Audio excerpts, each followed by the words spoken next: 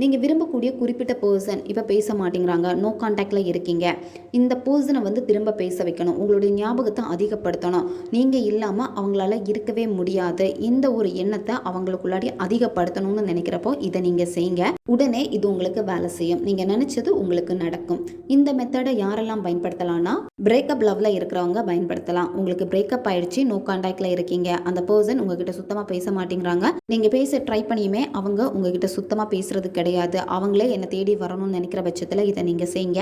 One side லவ்வில் இருக்கிறவங்க உங்களுடைய love வந்து சக்ஸஸ் ஆகிறதுக்காக இதை நீங்கள் செய்யலாம். உங்களுடைய எக்ஸை வந்து திரும்ப அட்ராக்ட் பண்ணுறதுக்காக இதை நீங்கள் செய்யலாம். கணவன் மனைவிக்கு இடையில பிரச்சனை இருக்குது, திரும்ப ஒன்று சேரணும்னு நினைக்கிறப்போ நீங்களும் இதை தாராளமாக பயன்படுத்தலாம். நன்மைக்காக மட்டுமே பயன்படுத்துங்க.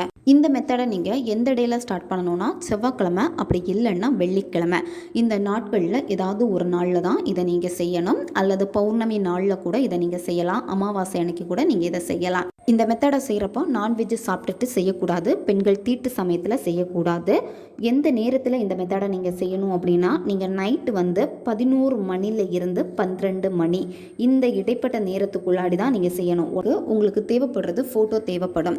உங்களுடைய நபருடைய ஃபோட்டோ வந்து நீங்கள் எடுத்துக்கோங்க. மொபைலில் இருக்கக்கூடிய ஃபோட்டோ பார்த்து செய்ய முடியாது, தனியாக ஹார்ட் காப்பி நீங்கள் வந்து வச்சுருக்கணும்.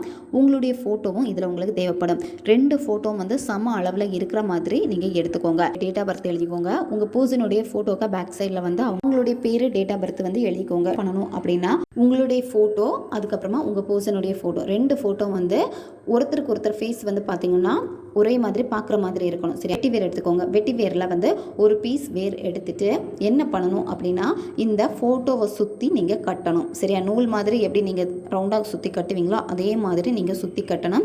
சுற்றி கட்டுறப்பவே உங்கள் பர்சனை நீங்கள் நினச்சிக்கிட்டே, இந்த நபர் எனக்கு கட்டுப்படணும், இந்த நபர் வந்து என் காலடியில் வந்து சரணடையணும், என்னை இவங்க வந்து ரொம்ப லவ் பண்ணணும், என்னை கெஞ்சிக்கிட்டே வரணும் அப்படின்னு நீங்கள் அதை வந்து மனசில் நினச்சிக்கிட்டே இந்த வேரை வந்து நீங்கள் கட்டணும். உங்களுடைய பில்லோ கடியில் வச்சுட்டு நீங்கள் தூங்கணும். சரியா, பில்லோ கடியில் வந்து 48 நாட்கள் வச்சு நீங்கள் தூங்கணும்.